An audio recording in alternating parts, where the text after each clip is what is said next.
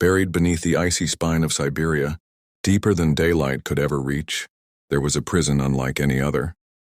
They called it the Raven's Rock, a place designed not just to hold men, but to erase them.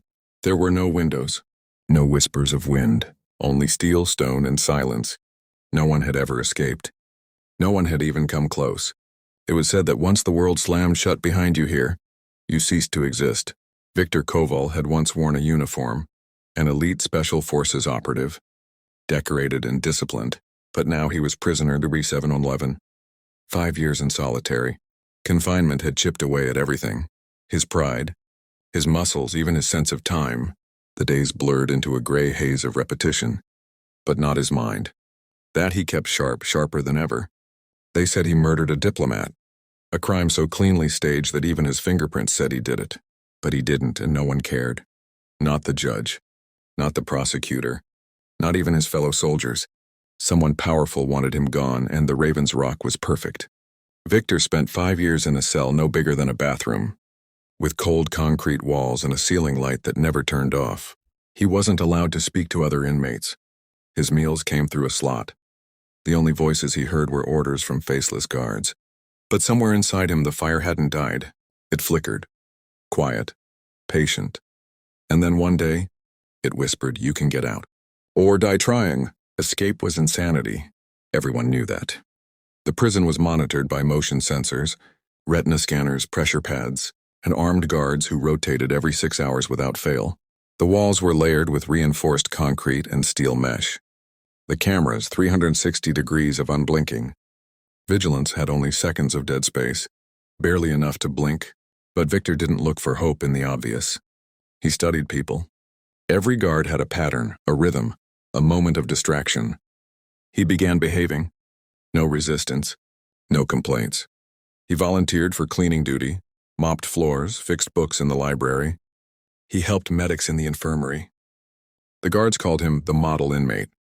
But behind the calm eyes and obedient hands, he was taking notes. Mental maps. He memorized patrol routes, noted every sigh, every scratch, every smirk a guard made. He learned when the surveillance desk changed operators, and who got sleepy on night shifts. He timed the elevator delays. He tracked the timing of the backup generators during brief power tests.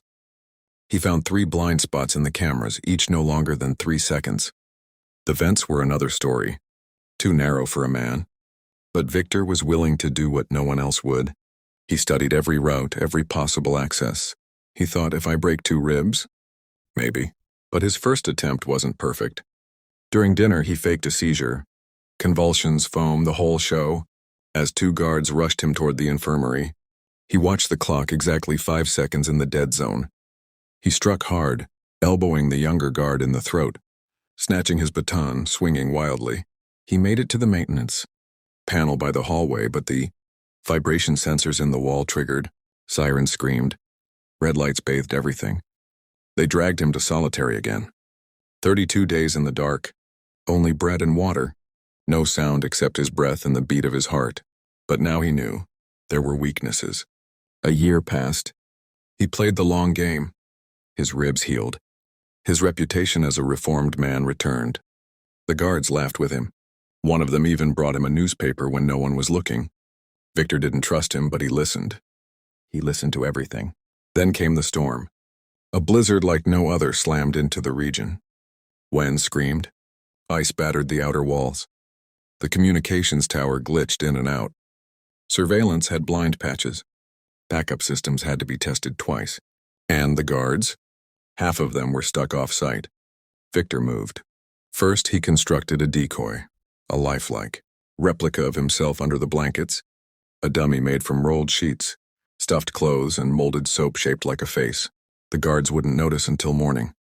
Then came the power. A favor cashed in. An old maintenance electrician, one Victor had saved from a beating 2 years earlier, agreed to trigger a short power outage at exactly 02:43, just 3 minutes. That was all he needed. He crawled into the maintenance tunnel behind the library, his ribs pressing hard against the metal edges. Every movement scraped bone. He felt them crack. He swallowed the pain. The tunnel led to the drainage pipe. It was narrow, wet, frozen, a place where rats had frozen mid-step, but it connected to the outer canal, one that led far from the prison, into the forest's edge. He was halfway through when he felt his breath slipping away. Water began rising around his chest. His ribs screamed, but the thought of dying inside the Raven's Rock was worse. He pushed, kicked, shoved himself through, and then air, night sky, snow on his face, freedom. But it wasn't over. Alarms blared minutes later. Helicopters took to the air. Dogs howled in the distance. The warden was furious. Victor Koval was the first escapee in history, and they weren't about to let that stain remain. Victor ran. Through snow, through wind, through blood loss. His body trembled, soaked in freezing water. Every breath stabbed him like glass. But he moved. If he reached the river, he could follow it south, into no man's land and beyond the border.